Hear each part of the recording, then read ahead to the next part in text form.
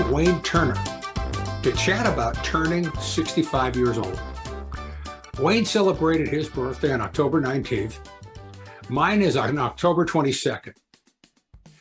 We're here tonight, though, to talk less about turning 65 and more about the 50th anniversary of our 15th birthday. What?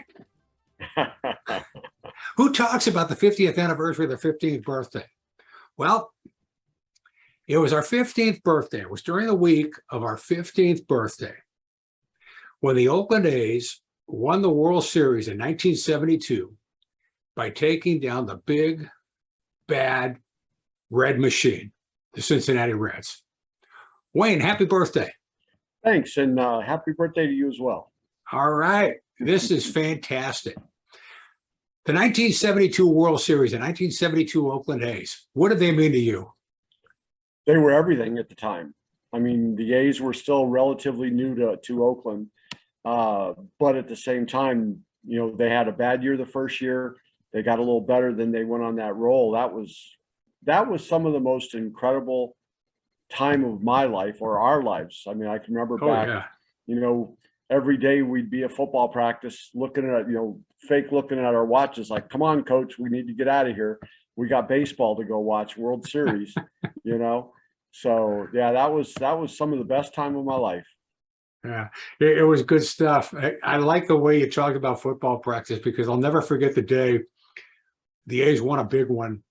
It was before the World Series, but we got finished with practice. We're in the locker room getting changed back into our street clothes. And I just said, hey, the A's won today. and Randy Ratto just got in my face. And he was one of the most intense guys on the football team. And he just said, are you more concerned about the A's or about our football team? And it's like, oh, I don't know. Oh, we have football? I mean, yeah, absolutely. I mean, there most of us were more concerned about getting home to watch the game than we were football practice. Right. And that was a day game, so we missed the whole thing. But we were always into it, no matter what was going on. We knew what was happening, even when there was a day game while we're at school. Remember those transistor radios? Oh my gosh, that was so much fun. We would all come to school with big heavy jackets on, our transistor radio pocket in one of our pockets with the earpiece going through our sleeve up into our ear, and sitting there. We'd be sitting there like this in class the whole time, trying to cover it up so the teacher couldn't see it. Right. And then anytime something happened, wait, what? Oh, nothing. Yeah. Hey, Steve, it's 90 degrees. Why do you have a jacket on? Exactly. Right. All right. Well, I mean, you know, yeah, back in the day, Alameda was never that cold to need a big, heavy jacket, but that's what we'd always do. That's the only way we'd get away with it, because we had to have the long sleeves so we could run them up through. But yeah, that was great times where we'd run out. I got to go to the bathroom, and I'll never forget Mrs. Henry's class. We would run over up on the third floor. We'd run over to the window because that gave us the best reception, and sit there with, you know, 3 or 4 of us all around the radio trying to listen to the game and not get caught. Yeah, it was good stuff. Oh yeah, it was good stuff. And then you had the advantage when the A's came to Oakland. You knew them because they were your neighbors. Yeah, I was really lucky. The apartment complex I lived in on Central Avenue, we had the first couple of years, we had 3 Oakland A's living in the complex: Paul Lindblad, Mike Hirschberger, and Danny Cater. And I got to know them and their families really well. And through them, I got to meet a lot of the guys on the team.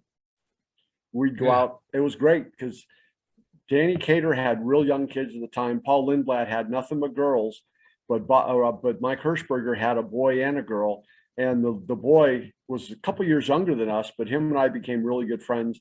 And they'd all get out if they were in town on a day off, they'd take us down to Lincoln Park, and we'd play baseball and just have a great time. Yeah, it was good stuff. Didn't you have a story about you almost got to go to Catfish Hunter's Perfect Game? Yeah, the boys club in Alameda opened up at 6:30 every night and closed at 5. Was it 5:30? I think, then reopened back at 6:30. So every day I'd go to the boys club after school, come home, grab something to eat, then go right back to the boys club. The night of the perfect game, I had just left the house. about 5 or 10 minutes later, Hirschberger's kid had come over and knocked on my door to see if I wanted to go to the game with them. I was already gone, unfortunately. So they all went to the game. I got home that night. My mother told me, "Oh, hey, Bobby came by. Wanted you to go to the game." Oh, well, not that big a deal then until the morning. Got up to do my paper route. All over the Times Star, Catfish throws perfecto. Oh, and back then, they were nobody did those things. It'd been so long. Gosh, I'm trying to remember, what was it, about 15 years between from the time. Colfax had his. That's right. So Yeah. it was 10, 12 years. Yeah. But oh my gosh, I was devastated when I saw that headline the next morning. And word had gotten back to Paul Lindblad how disappointed I was. So 2 days later, I get a knock at my door, middle of the afternoon, and it was Paul Lindblad. And he said, "Hey, I'm sorry, I heard you were really disappointed you didn't get to go with the family." I said, "Yeah." And he goes, "Well, I got something to make up for it."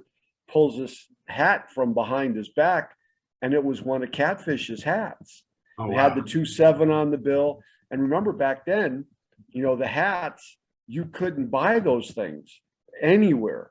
So the only way to know that it was for real was in the stitching on the bill. There were 7 of the stitch marks on both sides of the bill, the front, the top, and the bottom. And then they had that white leather striping all the way around. I can't tell you how many times I had to defend that it was a real hat. But man, boy. I didn't take that thing off for 3 or 4 years. I wore that every day. Well, we're going to digress a little bit for our millennials and our Gen Z people that are watching. No, Wayne's mother did not send him a text to say that they were going to the baseball game. And no, his phone did not ping saying we got a no-hitter going. It was a different time, a different era. And we had found everything out about last night's baseball game the next morning in the Alameda Times-Star. Absolutely. And that's how we learned to read, isn't it? Oh my gosh. That was so great because I can't remember. Did you have a route? I had a route. Yeah. Okay. That was, most of us did at one point or another, Right. And that was how we got our news, because we were usually asleep in bed before the news came on at 11 o'clock. So Right. that was the only way we got our news. That's it. Yeah. And that's how we did our math. We figured out batting averages and all that stuff. Oh, Good times. that So, was. yeah. So to get to the World Series, the A's had to go through Detroit in the playoffs. At that time, there was just one round of the playoffs, and it was a 5-game playoff. You had to win 3 games. In those 5 games, you had an 11-inning thriller. You had a brawl, and then you had the best player on the team getting hurt. What are your memories about the playoffs? Very, very monumental. I mean, 3 huge things, like you said. That extra inning game, the fight between Campy and Larry LeGros, that was incredible. Campy of all people. But that was the thing. I mean, as we've talked a number of times. We've met Campy on a number of occasions, and he's the nicest guy. But you get him between those lines, don't mess with Campy. Campy would fight anybody, anytime, anywhere. And when he got hit in the ankle, he turned, threw that bat right at him. Luckily missed him, but that was incredible. That really, because we talked about this a number of times before too. That was one of the things. You never messed with the A's. They would fight each other, and then go out and before the game started, there'd be fights in the locker room amongst the team. Then they'd go out there and fight in the game, and the more they fought, the better they seemed to play. Hey, that was amazing. We've been talking about having this conversation for a couple of months now, and it just so happened last week was when Draymond Green threw the punch at Jordan Poole. And so one of our Bay Area writers, Scott Osler, just wrote about all the fights that Bay Area sports teams have had. And Oh, there were some good ones. Reggie Jackson was involved in a couple. He was involved with one with Bill North. And then he was involved in another one that same year, 1972. Osler wrote about, he made an anti-Semitic remark. Reggie made an anti-Semitic remark to their first baseman, Mike Epstein. And Mike Epstein was a fullback for the Cal Bear football team. Yeah. And he went after Reggie, and he was going to kill him. And then and he would that have. night they're on the field, and he would have. Yeah. Epstein was a big boy, 6'4", 230. Yeah. I mean, he was a big guy. And yeah, that and was he the liked to thing. fight just as much as Reggie. Absolutely. Personality wise, he fit right in with that culture and that team. Yeah. So anyway, so they had the brawl. They survived the brawl, and then Reggie blew out his hamstring, scoring a run in the clincher in Game 5. They won Game 5, but now they're in the World Series without their best player. How did that hit you, Wayne? What did you think going into Game 1? Honestly, I can still remember listening to the play-by-play on the radio, and then I couldn't wait to see what it looked like on TV, on the news. And to see it on the news, I was devastated. I thought, oh, that's it. There's no way the A's can beat the Big Red Machine minus the straw that stirs the drink. I mean, there's just no way. And to see Reggie, I can still see him with that hook slide and then grimacing, grabbing the back of the hammy. And oh man, it's over. It's over. No way any of us thought they could win. Right. But at the same time, we always talk about chemistry, and so many times chemistry wins out over talent. And that was one thing the A's had. They'd fight amongst each other. And that's one thing I think over the years, the history has not given the A's their just due in that respect. I mean, they were never the best team, but when they got between the lines, you could not mess with that chemistry. I've said I live here in Arizona in the Phoenix area now, and I've talked about this a number of times. The A's, how chemistry. I coach high school football now, and that's something I always talk to my kids about. And that's one thing I always use a local team here. In 2001, the Diamondbacks, when they played the Yankees in the series, the Yankees had a much better team on paper, but the Diamondbacks had such fantastic chemistry in the clubhouse. That is what the team chemistry won over talent that year. I mean, I don't think anybody, even a diehard Diamondback fan, can honestly say the Diamondbacks were the better team that year. They won the World Series, but the Yankees had such a better team. Right. But the A's had that. Yeah. I mean, they had chemistry and they knew how to win. Yep. They knew how to close the deal. Absolutely. That's what it was. They knew how to close it. Bunch of young, hungry guys. Yeah. Yeah. So sure enough, they win. They beat Detroit. They get to the World Series. They play Game 1 and 2 in Cincinnati. And then this guy named Gene Tennis hits 2 home runs. There's an incredible play in left field by Joe Rudy. And the A's take the first 2 games of the World Series, and now they're coming back to Oakland. How did that hit you, Wayne? Well, I mean, even as a diehard A's fans, who knew who Gene Tennis was? Right. I remember. I knew who he was, sort of, but he was just a guy that would pinch hit. Yeah. I mean, I've never looked that up, and I should. I've always wondered how many ABs did he have that whole year? He probably had close to the same amount of ABs the whole year as he had in the series. Right. I mean, came out of absolutely nowhere. But as you've mentioned on a number of occasions, that was the thing. The A's weren't just the 9 on the field. I mean, they had that great pitching staff, and their bench was nobody knew who the guys on the bench were. But whenever one was called upon, they had something in their hearts, man. They stepped up. Yeah. And then so they win Game 1 when Tennis hits the first 2 homers in his first 2 at bats. The only person that's ever done that. Yeah. Babe Ruth never did that. No. Reggie never did that. Willie Mays never did that. Henry Aaron never did that. Gene Tennis is the guy that homered in his first 2 at bats in a World Series game. It's crazy. And then Joe Rudy makes that catch in game 2. And they were getting ready to lose that game. If that goes over his head, Reds are going to score. They're going to win that game on a walk-off. The eventually. wheels were starting to come off. Right. So tell me your thoughts on the Rudy play. That was the thing. Joe Rudy, up until that catch, was another guy. He was so far down the list of, if you talk to anyone who lived outside the Bay Area, very few, if anybody, knew who Joe Rudy was. Everybody knew Sal Bando, Campy, Dave Duncan, the pitching staff, Catfish and the boys, Reggie. They knew them, but nobody knew who played left field for the A's.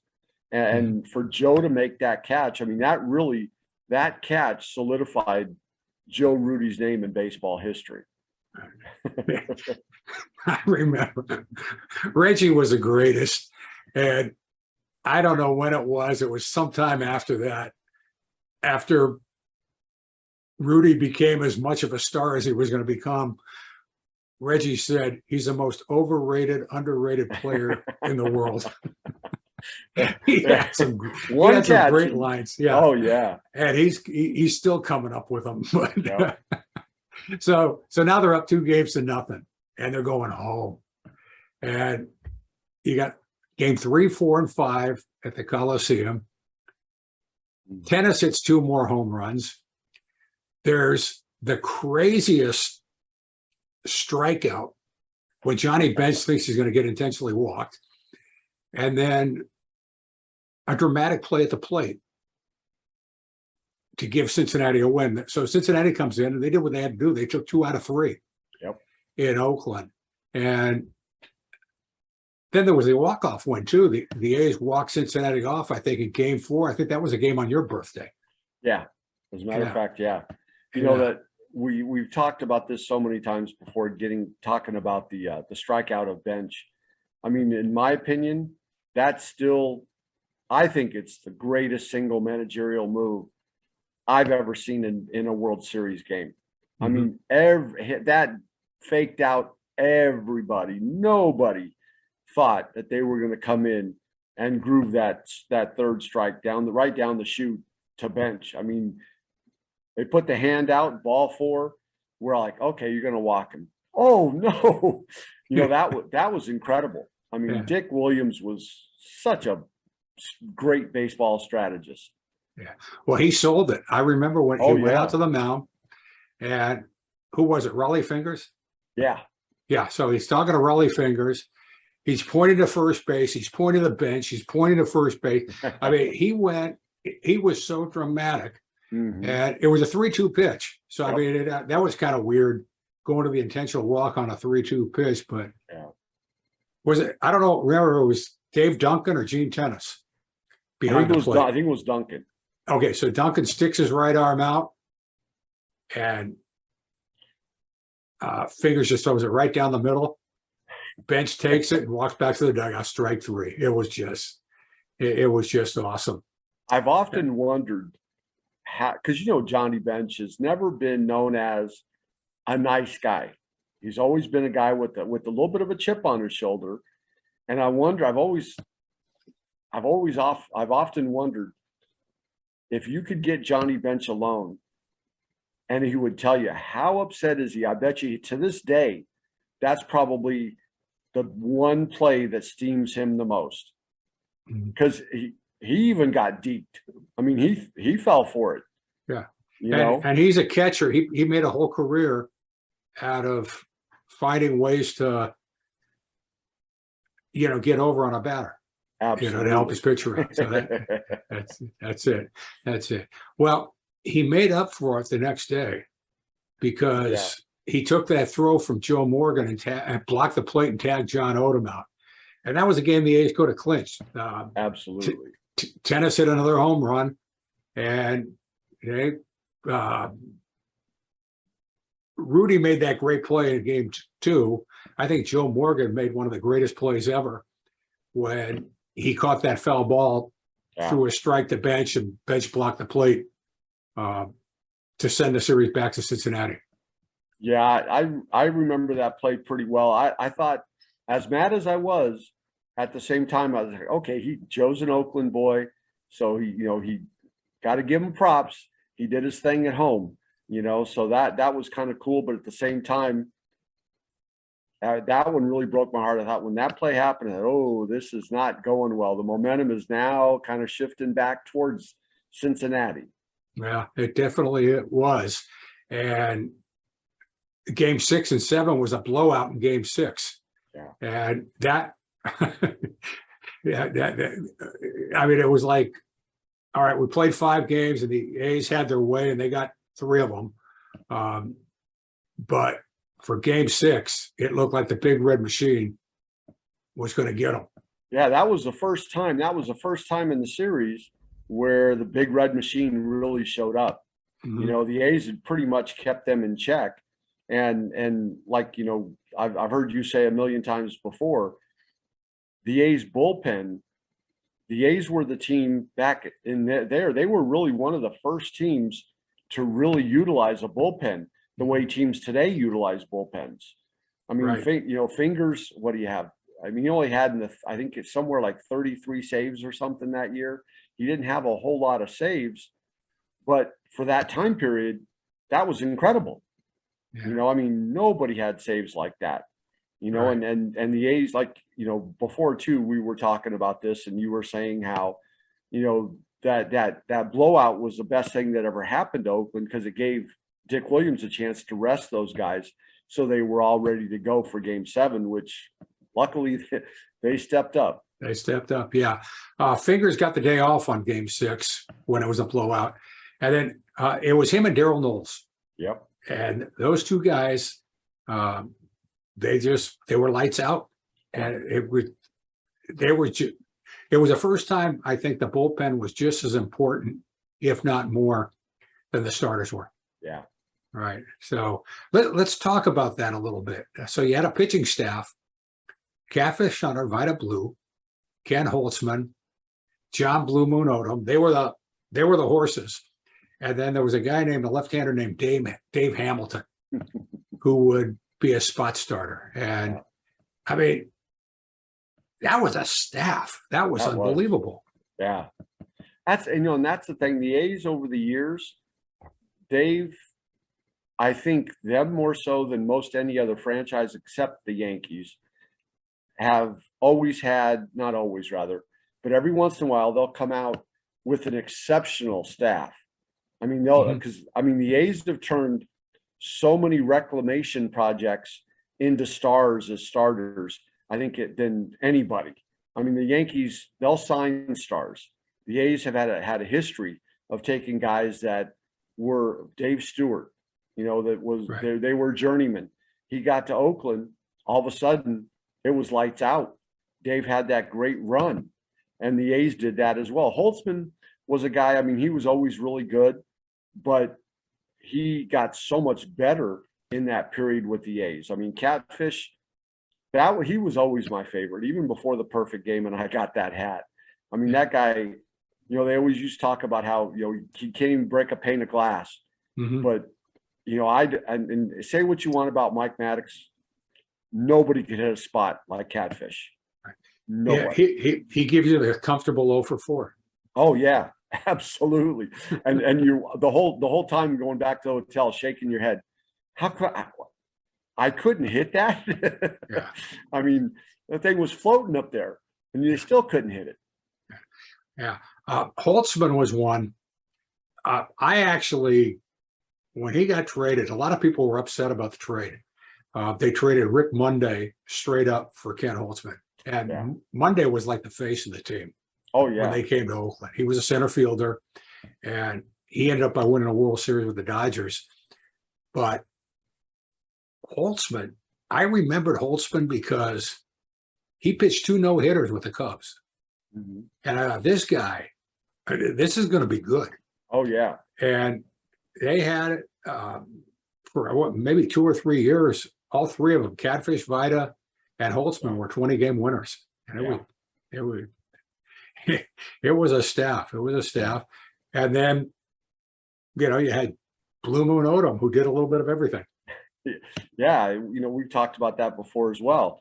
Blue Moon Odom was the guy, not only was up until 72, he was like the fifth starter.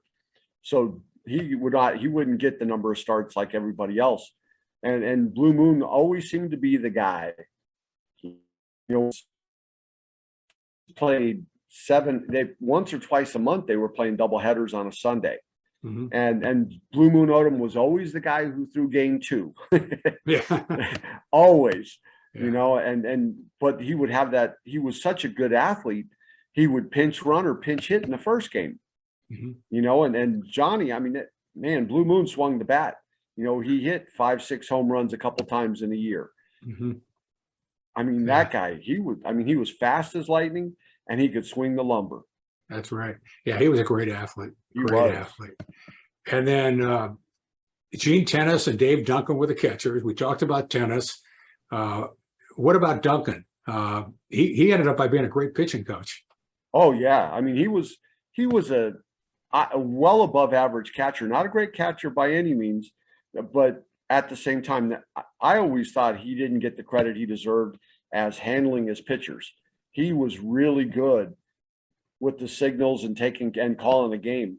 Never really got the credit that I think he should have gotten in that respect, but he kind of earned it later on when LaRussa brought him over to St. Louis and they had that great run in St. Louis as a pitching coach.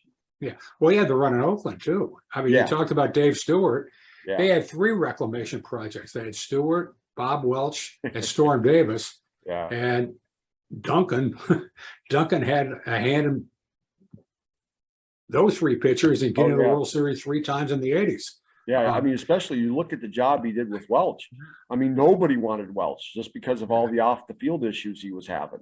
Mhm. Nobody wanted him. And I mean, he was such a bright light early in his career, burnt it out in LA. Nobody wanted him. They bring him up to Oakland. He had a number of incredible years with the A's. Yeah. Yeah. When we celebrate the 50th anniversary or the 30th anniversary of the 35th anniversary of our 30th birthday, we'll talk about that A's team of the 80s. Oh yeah. That was Yeah. pretty good too.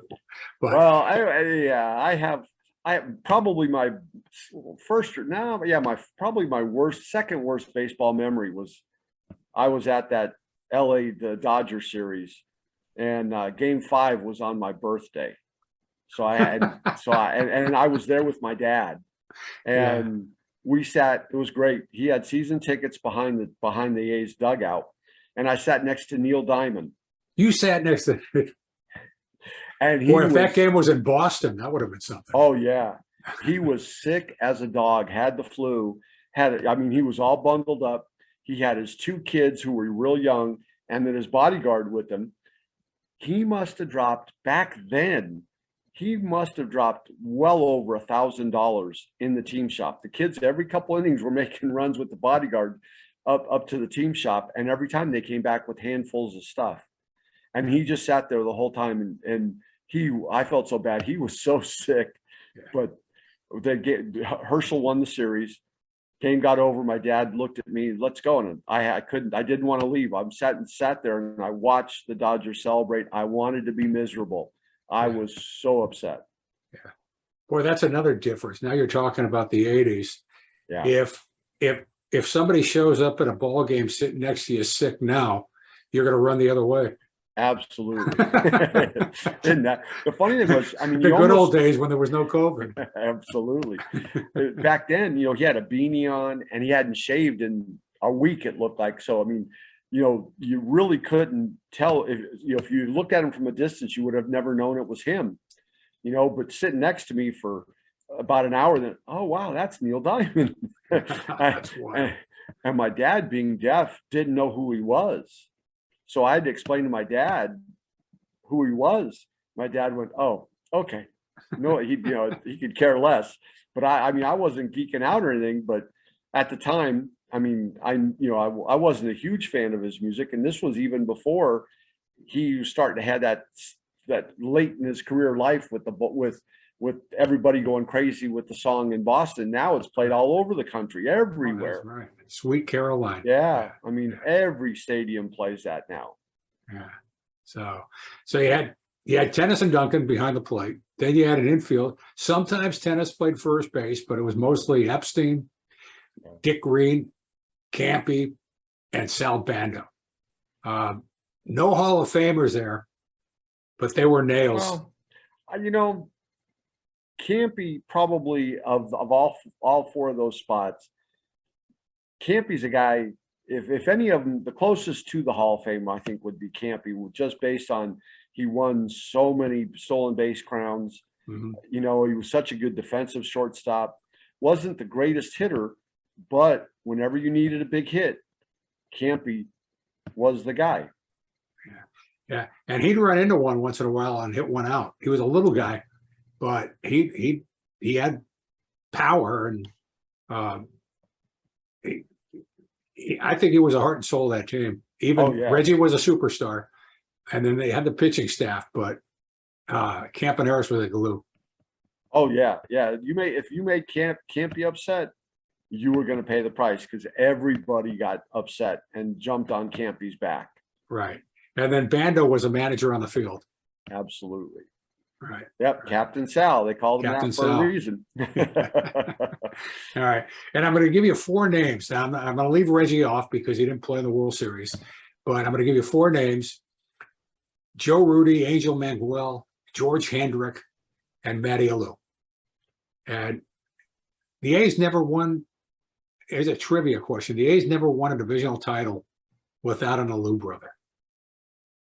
That's right. All that 5-year run. Yeah. They always had an Alou brother. Yeah. Yeah. And the funny thing is, when people think of the Alou brothers, the A's isn't a place they remember them playing. Mm-hmm. I mean, Matty was, he was with the Giants for so long. Well, what, 2 of the 3 played with the Giants? They all played for the Giants. That's right. Yeah. I mean, that's the one. The A's generally aren't in the discussion when you talk about where did the Alou brothers play. All right. They usually don't get that. And Hendrick, that was another guy stepped up in the series. He was a guy, he played sparingly back then, but that guy really stepped up. Yeah, well, he got some ABs since Reggie was hurt in the World Series. Right. I actually looked him up because when you and I talked a couple days ago, we weren't sure if he was on that 72 team. His birthday's October 18th. Oh, really? I looked him up on Baseball Reference. So his birthday, they lost. That was Game 3. But he turned 23, so he turned 73 a couple days ago. But he ended up by being a great player. Oh yeah, yeah. Well, I mean, if you look at that 71 through 75 run, and remember, for people that don't know, that was right at the start of baseball free agency.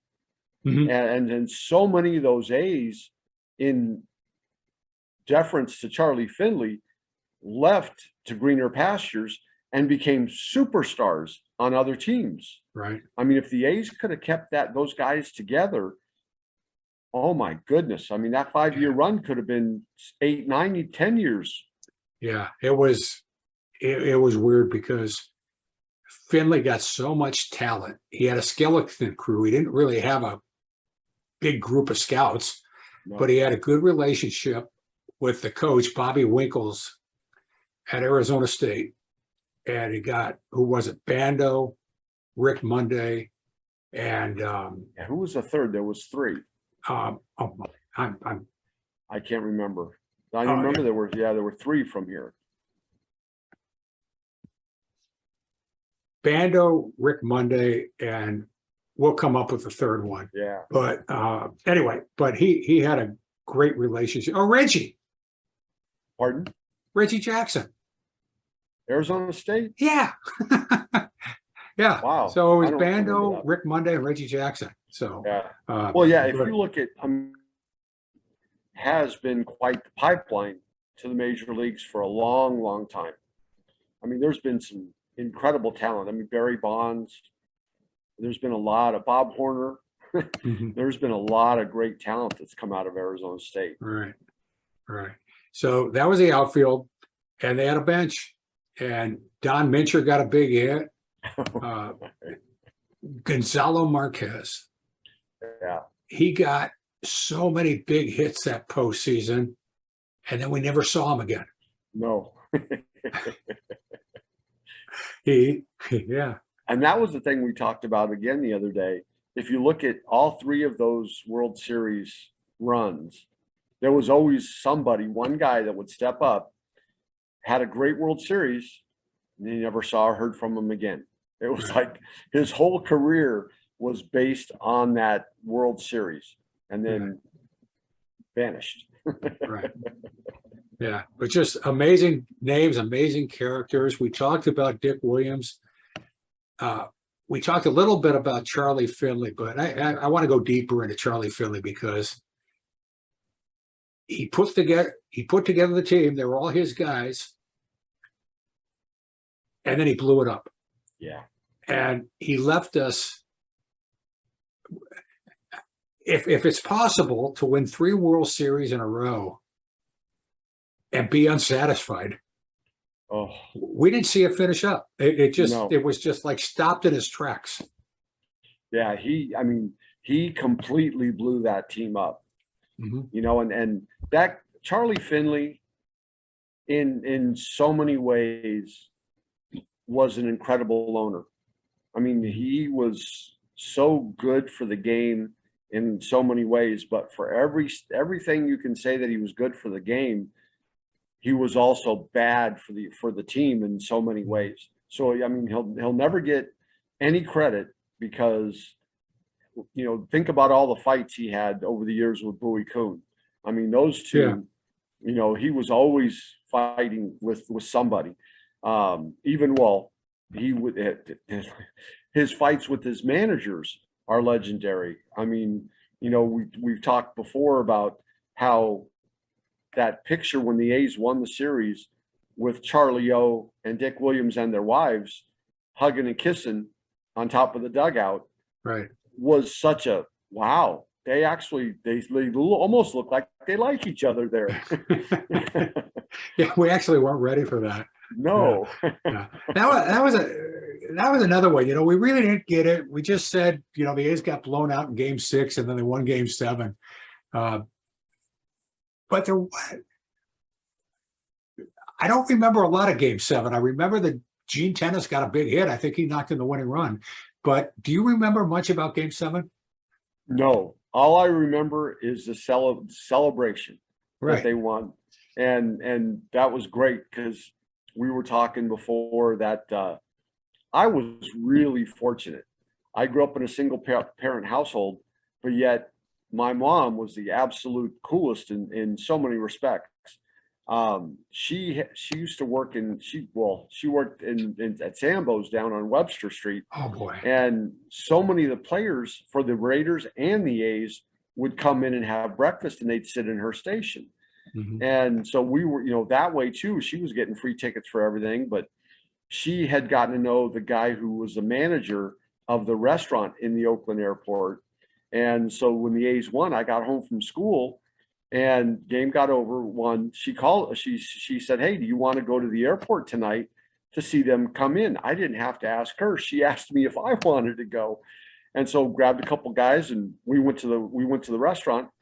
He put us right up against, for the people that don't know, the restaurant in the Oakland airport was right in the concourse, and the one wall there was open windows, and we sat right there. And I mean, we had front row seats to see the guys come back. We went there after the division series or the league championship series. I wanted to go see Reggie. He came right by us on crutches, but then again for the series, and we were there till like 3 o'clock in the morning. I mean, that was awesome. Yeah. Yeah. It's stories like that at the airport or Sambo's restaurant or wherever. At that time, we had the A's, we had the Raiders, and they were our neighbors. We knew who they were. They ate at the same restaurants as us. They went to the same grocery stores as us. And it was an incredible time to be part of something special. Oh, absolutely. And not only did we see them in daily lives back then, most everybody, it was rare to find an athlete who didn't have to have a part-time job during the off season, and we've talked before about how, there was a gas station, the Shell station in town. We could go down during the spring and summer, and there'd be Oakland Raiders there pumping gas, Right. and so we saw them in our everyday lives. They were just regular guys to us. Mhm. Yeah. My brother worked at a gas station, and if he did it once, he did it a dozen times. He pumped gas in John Madden's car, Yeah. a Lincoln. Yep. Yeah. Yeah. The funny thing was, at that Shell station we were talking about, there was so many of the Raiders that would work there during the off season, and Skip Thomas was Dr. Death himself, was always, he worked there for a number of years. And I'll never forget the first time I ever saw him over there. I go over there because I knew the gentleman who owned the station. And so I go over there, and there's Skip Thomas, no teeth. He had 2 front teeth missing, and he's pumping gas. Yeah. That's I was wild. like, there's Dr. Death. That's our next conversation.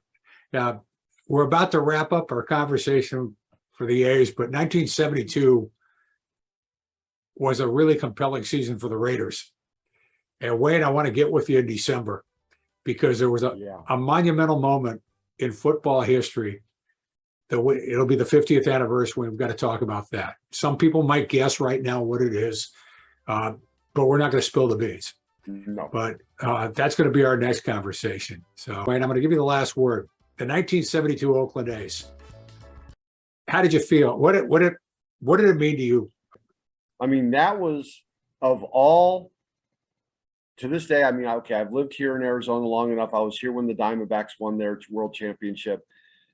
The ones that stick out were the 72 World Series win by the A's and the 75 Warriors. Those were the two that were the two biggest. Right. Just because the Warriors came out of nowhere in 75, but the A's, to this day, is the one that's my favorite, just because it was the first one. And at that point, I still knew a bunch of the guys on the team, so they weren't just baseball players. They were people who I knew I was friends with, and as a 15-year-old kid, that was incredible. All right. Well, that's the last word. Happy birthday, Wayne. Thank you, and back at you as well. All right, let's continue this conversation, and we will be back in December talking about the Oakland Raiders.